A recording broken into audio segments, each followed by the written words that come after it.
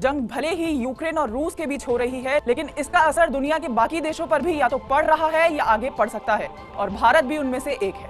रूस पर लगी पश्चिमी देशों की पाबंदी भारत के हथियारों की खरीद पर असर डाल सकती है।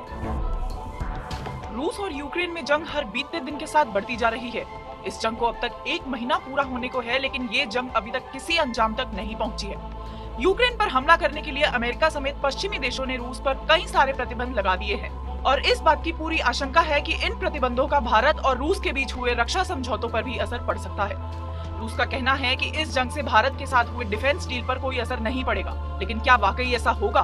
क्योंकि भारत पूरी तरह से युद्ध के लिए इस्तेमाल किए जाने वाले हथियारों के इंपोर्ट के लिए निर्भर है। रूस से भारत जो हथियार खरीदता है, जिनमें S-400 air defence missile system भी शामिल है। S-400 रूस की सबसे advance surface to surface air defence missile है, जो किसी भी तरह के हवाई हमलों से निपटने में सक्षम है। अमेरिका की चेतावनी के बावजूद भारत ने अक्टूबर 2018 में रूस के साथ $5 अरब में S-400 की डील की थी। दुनिया भर में हथियारों के इंपोर्ट एक्सपोर्ट पर नजर रखने वाली स्वीडिश संस्था Stockholm International Peace Research Institute के आंकड़ों के मुताबिक भारत अपने आधे से ज्यादा हथियार रूस से खरीदता है। भारत रूस से इतने ज्यादा हथियार खरीदता है कि अचानक भारत के लिए उनको रिप्लेस करना पॉसिबल नहीं है। हालांकि भारत ने पिछले कुछ वक्त में रूस पर अपने हथियारों की डिपेंडेंसी कम तो की ही है। अमेरिका ने जो पाबंदियां रूस पर लगाई हैं, उनके मुताबिक अब किसी भी देश के लिए रूसी हथियारों की कंपनी के साथ डील करना मुश्किल हो जाएगा। जो भी देश ये डील करेगा, वो भी अमेरिका के कानून काटसा के दायरे में आ जाएगा, और उस पर भी पाबंदी लगाने का खतरा बढ़ जाएगा।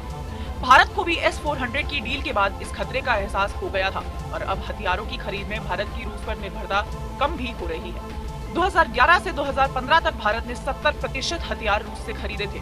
वहीं 2016 से 2020 के बीच में ये आंकड़ा कम होकर 49% आ गया, जबकि यूक्रेन से भारत सिर्फ 0.5% हथियार खरीदता है।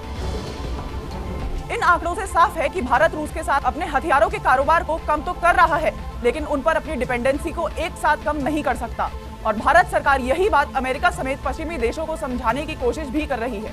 और यही वजह है कि इस पूरे मसले पर भारत ने किसी भी मंच पर रूस की कोई आलोचना भी नहीं की। आपको हमारा ये वीडियो कैसा लगा, कमेंट सेक्शन में जरूर बताएं, और ऐसे ही देश विदेश की तमाम बड़ी खबरों के लिए देखते रहें।